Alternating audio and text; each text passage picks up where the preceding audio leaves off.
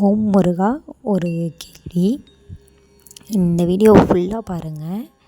இந்த வீடியோவில் இது முருகர் கோயிலில் நான் ஃபுல்லாக காட்டியிருக்கேன். அந்த முருகர் கோயில் இது முருகர் கோயில்.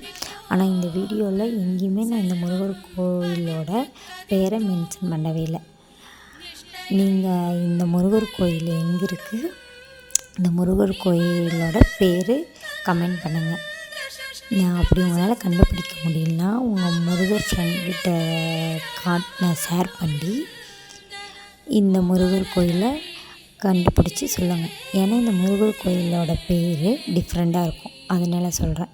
அதுக்கு முன்னாடி நம்ம சேனலை சப்ஸ்கிரைப் பண்ணிக்கோங்க. இன்றைக்கான வீடியோக்குள்ளே போகலாம். நம்ம கந்த சஷ்டி விரதத்தில் 48 நாள் 6வது நாளில் இருக்கோம். முருகரை வழிபட்டால் கண்டிப்பாக சோதனைகள் கண்டிப்பாக கொடுப்பாருன்னு நான் கேள்விப்பட்டிருக்கேன்.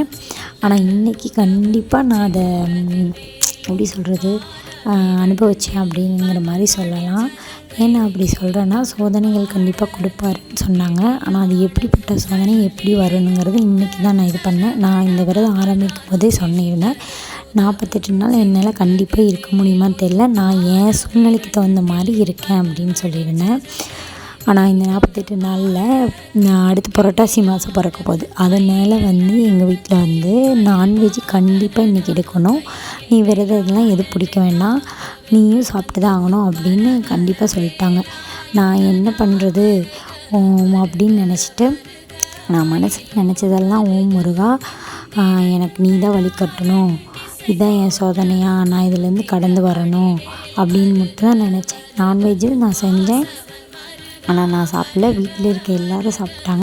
நான் எப்போதும் போல் இன்றைக்கி தலை குளிச்சுட்டு முருகர் படத்துக்கு போட்டு விளக்கு பற்ற வச்சு நிறைவாக சாமி கும்பிட்டு முடிச்சிட்டேன்.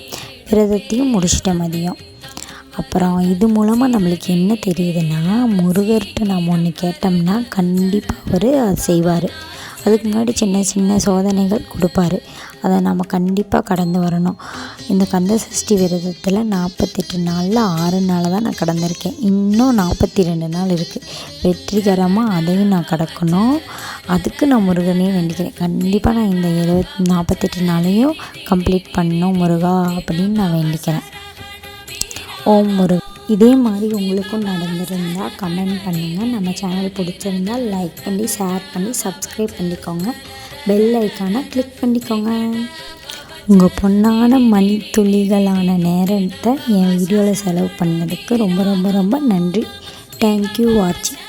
Take care.